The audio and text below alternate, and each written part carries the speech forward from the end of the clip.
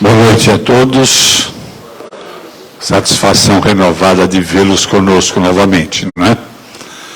Numa terça-feira em que o pessoal está aí entregue aos festejos de carnaval, mas nós estamos aqui, cumprindo a nossa obrigação. Aliás, a gente não censura absolutamente aqueles que fazem esse tipo de atividade, que gostam de participar do carnaval.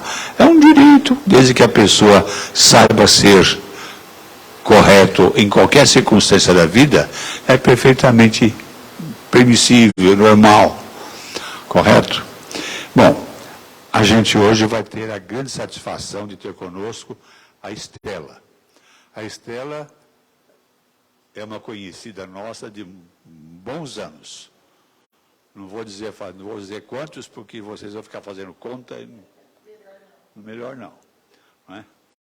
Mas é uma conhecida nossa de muitos anos. Tive o grande prazer de ser muito amigo do pai dela, da mãe dela, que foram meus amigos. O pai dela, meu colega de profissão.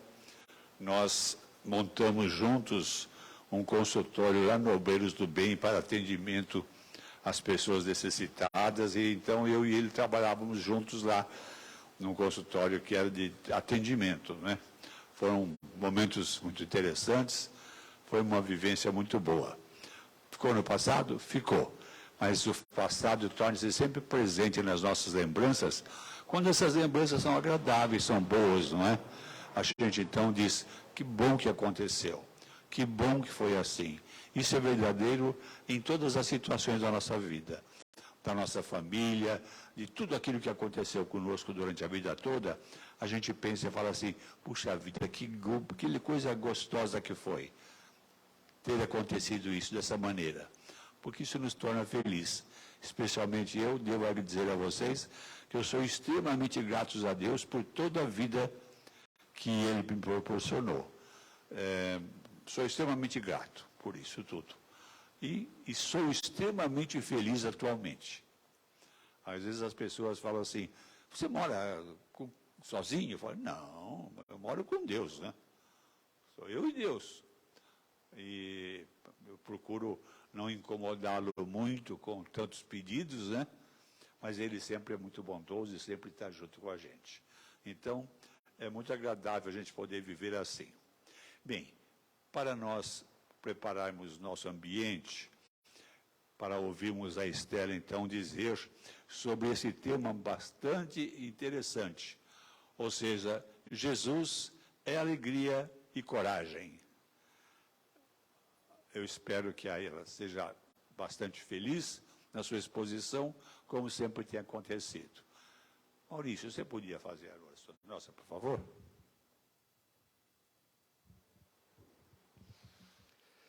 Boa noite a todos. Então, nesse momento, vamos fechar os nossos olhos, elevar os nossos pensamentos a Deus, a Jesus, agradecendo toda a espiritualidade que já preparou os trabalhos dessa noite, com todo amor, tanto carinho, tudo que é necessário já nos aguarda aqui. Que possamos usufruir dos bons fluidos, bons sentimentos, de tudo que foi preparado para cada um de nós. Agradecer pela disposição de cada um que está aqui, de toda a espiritualidade que está presente, que não cessa os seus trabalhos em hipótese alguma, que possamos sair daqui bem melhores que chegamos, levando para os nossos lares, nossos afazeres, esse bem-estar que conseguimos nessa casa espírita. Pedimos pela Estela, que ela seja bem orientada e possa passar seus conhecimentos da melhor forma possível e cada um de nós absorvermos e colocarmos em prática no nosso dia a dia. Que assim seja. Estela, fica à vontade.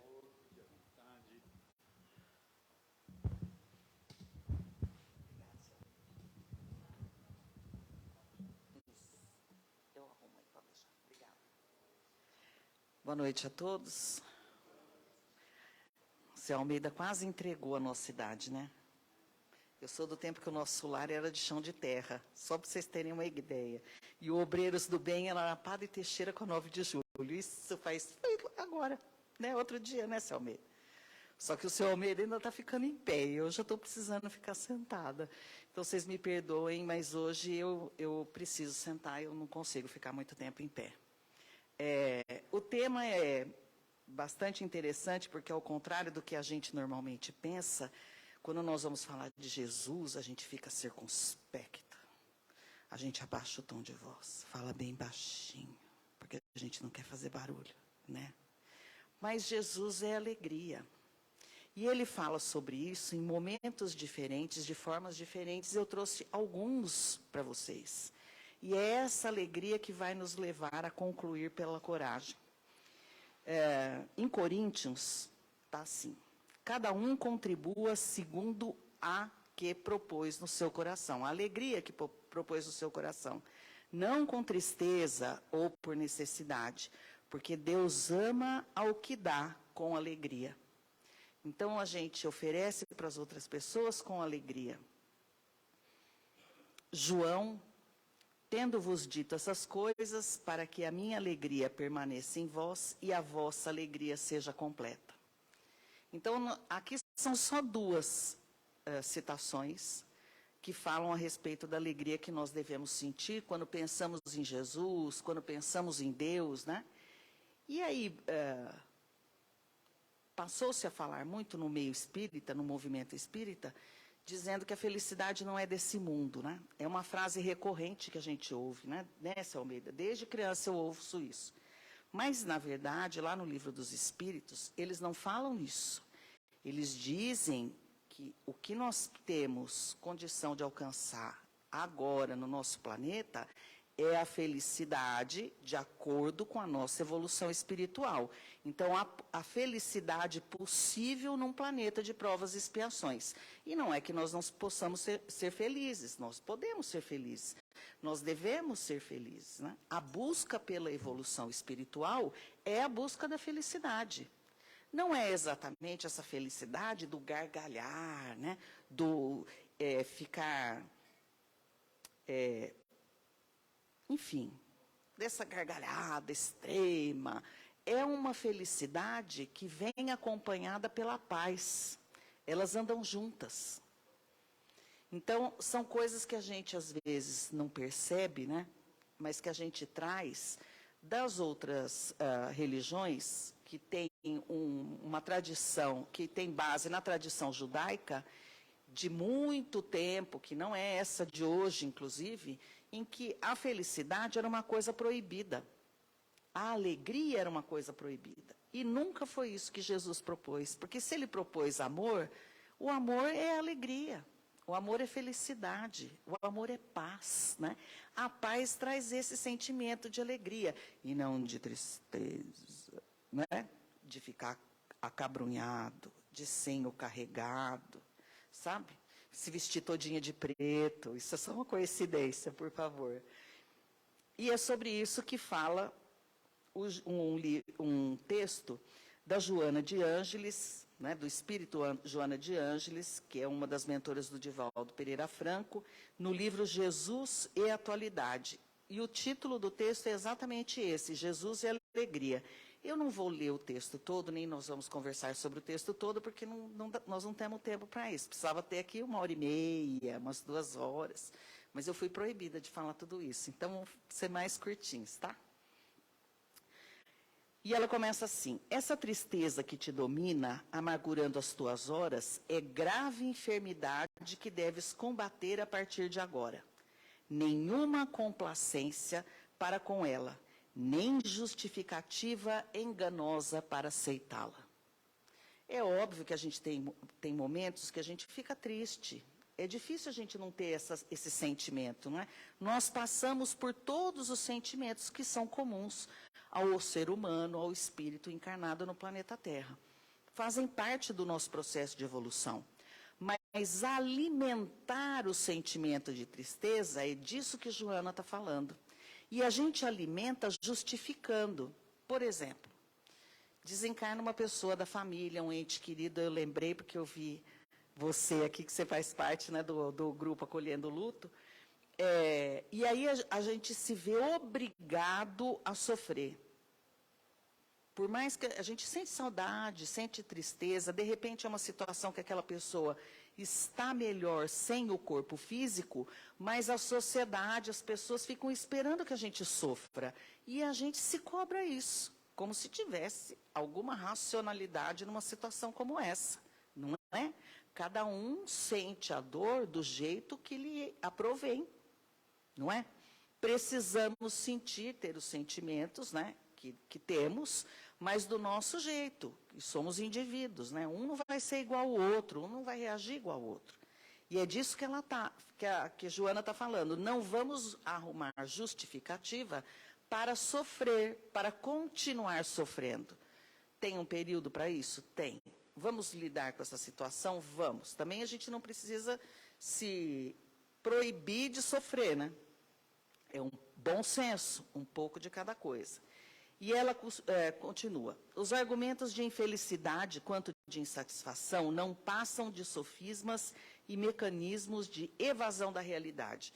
É aquela coisa assim, olha, eu não tenho muito do que falar, parece que a minha vida anda meio desagradável, eu não gosto muito do jeito que ela anda, então eu começo a buscar explicações para dar aos outros e a mim também da minha situação atual.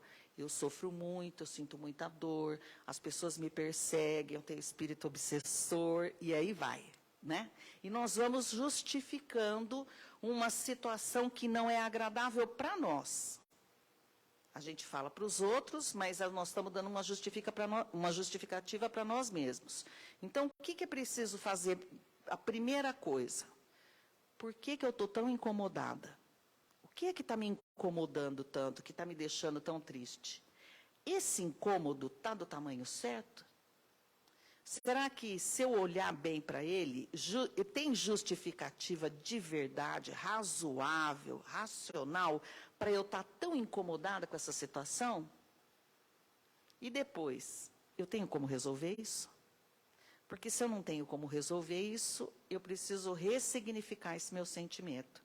E entender que ali, naquela hora, eu não tenho como resolver essa situação. Então, eu pego essa situação, deixo ela aqui no cantinho e falo, vamos esperar? Quem sabe o tempo? Quem sabe o tempo traz uma solução? Quem sabe uma pessoa aparece e me dá uma solução para isso? A gente costuma chamar isso de milagre.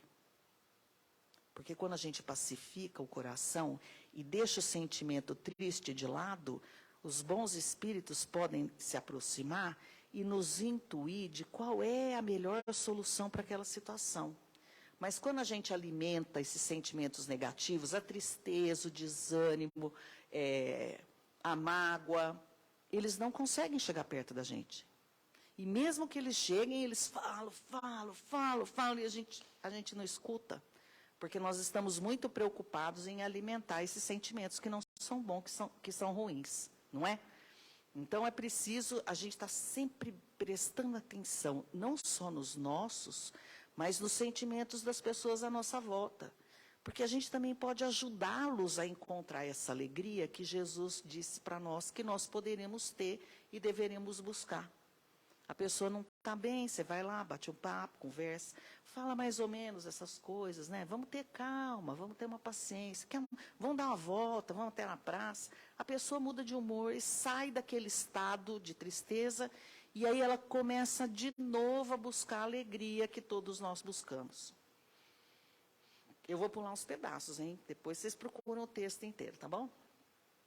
Somente o homem, porque pensa, se permite empolgar pela tristeza, descambando para os surdos conflitos de rebeldia.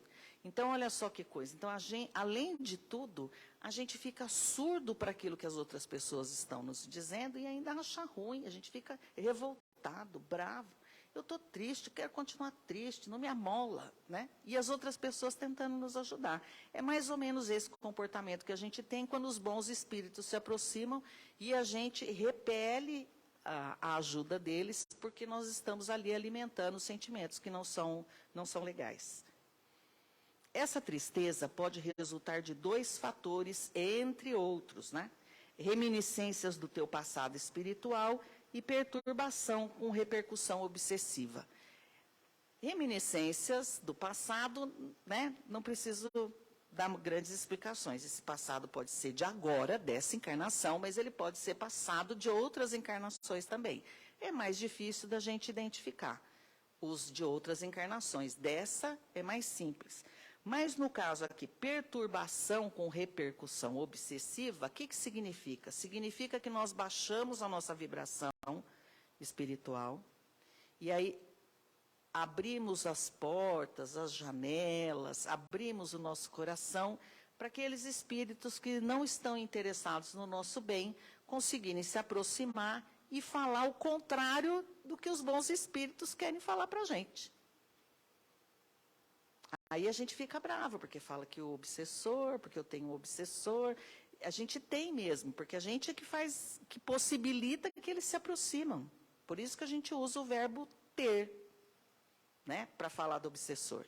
Se a gente mantiver um padrão vibratório bacana, se a gente tiver um bom comportamento, se a gente... Enfim, né? Se a gente for tudo que o Evangelho diz para a gente ser, nenhum de nós vai ter problema com espírito nenhum, né? Nós só vamos ter espírito bom perto da gente. A gente tenta. Nós estamos aqui para isso, né? Vamos conseguir o tempo todo? Vocês eu não posso falar, falo só por mim. Não, eu não consigo o tempo todo, mas eu preciso tentar. Então, a hora que eu percebo que eu baixei o padrão vibratório, ó, pego o Evangelho, pego um texto bacana, ouve uma palestra legal, né? Vem aqui no nosso lar, e aí você melhora a sua situação. Mas não adianta a gente vir aqui, toma o passe, ouve a palestra, vai embora, quando chega na esquina já está com os mesmos pensamentos que tinha antes de chegar aqui. Não dá certo. É isso que Joana tá dizendo, perturbação que vai ter uma repercussão obsessiva, não é? E para evitar várias dessas coisas, como eu falei agora há pouco, é preciso, basicamente, a gente ter autoconhecimento. É preciso a gente identificar em nós quais são as nossas falhas, quais são as nossas deficiências, o que é que nos incomoda de verdade. Quando aquela pessoa me irrita profundamente. Por que ela me irrita? Porque ela cutuca meu orgulho. Ah, então o problema não é ela, o problema sou eu. E aí eu passo a me controlar e não a evitar a presença dela. Então, esse autocontrole também é fundamental para a gente chegar nesse ponto da alegria que Jesus nos ensinou. Não te reencarnastes, porém, apenas para pagar. Olha, vou repetir. Não te reencarnastes, porém, apenas para pagar. Antes, sim, para ressarcir com amor, liberando-te dos compromissos negativos mediante as ações relevantes. Então, a gente não está aqui para pagar nada, né? Nós estamos aqui para devolver para as pessoas, para nos relacionarmos com ela. Nós estamos aqui para servir o próximo, para amar o próximo, e não para pagar alguma coisa, para ser punido, porque Deus é mau, e aí Ele quer punir a gente. Deus também é um cara amoroso, que nos dá infinitas possibilidades de desenvolvimento, infinitas possibilidades de aprender. Um cara que faz uma coisa dessa pode punir a gente para sempre? Pode querer torturar a gente? Ajoelha no milho aí, fica aí, né, pagando a pena porque você fez isso, fez aquilo. Não é decididamente não, né? Nós não fazemos isso, como que a gente pode imaginar que Deus vai fazer? Certo? Bom, renascimento é vitória sobre a morte. Saia a semear fraternidade na grande vida que te aguarda. Realiza um atual encontro contigo mesmo e examina-te melhor, sem deplorares a situação em que te encontras, e vai na direção do êxito. Então, vamos festejar estarmos aqui. Vamos nos alegrar pela possibilidade que temos com o que temos. Ah, outras pessoas têm mais? Sim. E outras têm menos. Alguns chegam à idade do seu Almeida com plena vitalidade, ficando em pé, feliz. Eu não dou conta. Ele está feliz? Acabou de falar aqui que ele está feliz, não está? Eu também estou. Cada um na sua condição. Algumas coisas nos incomodam muito? Sim, mas nós precisamos lidar com elas. Vocês já ouviram esse termo? Vamos conversar com a nossa tristeza. Parece esquisito, mas não é, gente. Vamos ver de onde que vem isso, por que vem, se eu resolvo, se eu não resolvo. E vamos aprender a conviver com aquela situação. A solidão, por exemplo, é uma questão dessas. Tem tanta gente que vive sozinha e se sente super bem. E muita gente passou agora pela pandemia um sufoco danado, porque elas não sabiam viver sozinhas, muito menos trancadas em casa. É meu caso, por exemplo. E eu descobri que é bom ficar em casa. Eu estou gostando de viver dentro de casa. O home office é bacana. Mas a gente precisa aceitar aquela experiência, aquela condição, para saber se a gente gosta ou não gosta dela. Né? Se aquela situação, se aquela pessoa já nos causa raiva, já nos causa dissabor logo de lado, e a gente não aceita a mudança, aí vai ser difícil. Né? Vai ser difícil a gente se adequar às situações. Então, para ter alegria, é óbvio que precisa ter coragem. E agora, espera que ele está me dando... Opa! Ele fechou. Vou abrir de novo, porque memória não é meu forte. E aí, para a gente entrar na outra questão, que é a coragem está em outro texto, que também é de Joana de Ângeles, e que se chama Jesus e Coragem. E eles estão muito relacionados. Mas, para a gente perceber isso, é preciso dar essas paradinhas para pensar, né? Às vezes a gente pega um texto, lê e fala assim, não entendi isso muito bem, não. Não desiste dele. Lê de novo. Conversa com alguém sobre o texto, sobre isso. E quem sabe, até às vezes você procurando no dicionário o significado da palavra, você passa a entender melhor aquilo que está escrito. E a Joana, às vezes, ela usa umas palavras bem complicadinhas, então é bom dar uma olhadinha. Deixar o dicionário ali de ladinho para estudar Joana de Ângeles é bom. Ela começa assim, o texto. Jesus e coragem. A coragem de Jesus. A sua foi uma vida de constantes desafios. A vida dele aqui com a gente, né? Como Jesus. Em luta contínua em favor do bem, jamais deixou de agir corretamente com desassombro. A mensagem de que se tornara portador, objetivando libertar as consciências humanas para a verdade, dele fez o paladino da coragem. Nunca anuiu com crime disfarçado de legalidade. Nunca passou pela cabeça dele enganar quem quer que fosse para tirar proveito de qualquer coisa. Nunca passou pela cabeça dele dizer o que os sábios da época, né, os senhores lá do templo, nunca passou pela cabeça dele concordar por concordar. Só para continuar vivo. Nunca passou pela cabeça de Jesus dizer, Judas, se você sair daqui agora, você vai cometer um erro que você vai arrastar por séculos. Não vá. Nem isso ele disse para o Judas. Ele não virou para Pedro e falou assim, Pedro, se alguém te perguntar se você acredita em mim, você finge demência, vira as costas e vai embora, né? Que os meninos falam hoje. Ele não deu esse tipo de conselho. Ele deixou para cada um desses espíritos que eles tivessem a oportunidade de exercer o livre-arbítrio deles. Ele sabia o que ia acontecer. Ele sabia pelo que ele ia passar. Mas ele sabia também que isso era necessário. Fazia parte do nosso programa de evolução do planeta. Ou alguém aqui tem alguma dúvida disso? Que Deus e todos os espíritos que acompanharam Jesus durante toda a programação do planeta Terra já não sabiam que essas coisas iam acontecer e como nós íamos nos comportar. As dificuldades que nós iríamos ter para evoluir e aceitar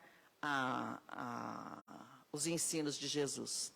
Eles já sabiam, mas cabia a nós decidir aonde nós vamos, onde nós não vamos. Então, ele mostrou coragem para nós o tempo todo, mas ele nunca mostrou uma coragem violenta. Ele nunca reagiu violentamente a nenhuma agressão, muito pelo contrário. Ele agiu, e se fosse uma pessoa hoje, o que é que nós diríamos? Ele agiu como se ele fosse um covarde, porque ele não reagiu às agressões. Não é? Não era assim que a gente ia chamar Jesus, se fosse hoje? Nós íamos dizer que ele era um covarde, quando, na verdade, ele foi extremamente corajoso em nosso benefício. Ele não veio para limpar os nossos pecados, ele veio para nos ensinar qual é o melhor caminho para não errar. E isso passava pela demonstração de coragem. Então, muitas vezes, nós temos que demonstrar coragem para dizer para as pessoas que na terça-feira à noite de carnaval, nós não vamos para a balada, nós vamos no centro espírita. Às vezes, a gente precisa de coragem para dizer para as pessoas, não, eu não vou ingerir bebida alcoólica. Eu vou tomar um suco, está de bom tamanho. Não, eu não como carne. Não gosto de comer carne, não como carne. Então, os momentos de coragem não são necessariamente os de salvar outra vida, o de entregar a nossa vida em benefício do outro, mas são muitas vezes de dar o bom exemplo em situações que podem nos chamar de bobo, né, de ultrapassado, de beato, de carola, enfim. Aí vão dar o nome que quiserem, mas o que importa? Onde é que vai estar a minha alegria? A minha alegria vai chegar de acordo pelo caminho de coragem que eu fizer. E a minha coragem vai chegar por conta da minha alegria. E foi isso que Jesus nos ensinou. Para partir de tudo isso e para criar esse círculo virtuoso, nós só precisamos de amor. Tratar as outras pessoas desse jeito e a nós mesmos. Tratar amorosamente as outras pessoas. Todo mundo, toda vez que a gente fala isso, em qualquer lugar, as pessoas falam assim, ah, mas nós vamos amar os criminosos? Vamos. Por que não? Jesus não amou os criminosos? Não amou os excluídos? Não amou as prostitutas? Não amou os fariseus, os senhores do templo? Ele amou todos eles. Por que nós não podemos? Se ele mesmo disse que nós podemos fazer muito mais do que ele fez. Não eram os milagres a que ele estava se referindo, eram as atitudes que ele tinha, os exemplos que ele nos deu. E a gente ficou procurando, né? Será que a gente pode fazer um milagrezinho? Curar alguém, né? Se a gente resolver os problemas do mundo com uma varinha de condão. Mas, na verdade, o que ele queria era que a gente pudesse alcançar esse grau de amor para nós encontrarmos a alegria que ele exemplificou e a coragem que ele demonstrou. Lá no finzinho, porque nós já estamos aqui no finalmente mesmo da minha fala, é o último parágrafo desse segundo texto. O homem de coragem espera, confia e age no momento próprio, enquanto que o temerário faz-se precipitado, impiedoso e irresponsável. Toma como exemplo para a tua vida a coragem de Jesus e segue tranquilo. E aí eu acrescento no texto da Joana, segue tranquilo e alegre. Porque é assim que nós vamos caminhar ao lado de Jesus, passo a passo. Caminho da nossa evolução espiritual. Eu desejo uma boa noite para vocês, agradeço muito a paciência de vocês em me ouvir e espero que vocês todos saiam daqui muito alegres, muito corajosos e muito felizes para enfrentar o nosso dia a dia. Boa noite.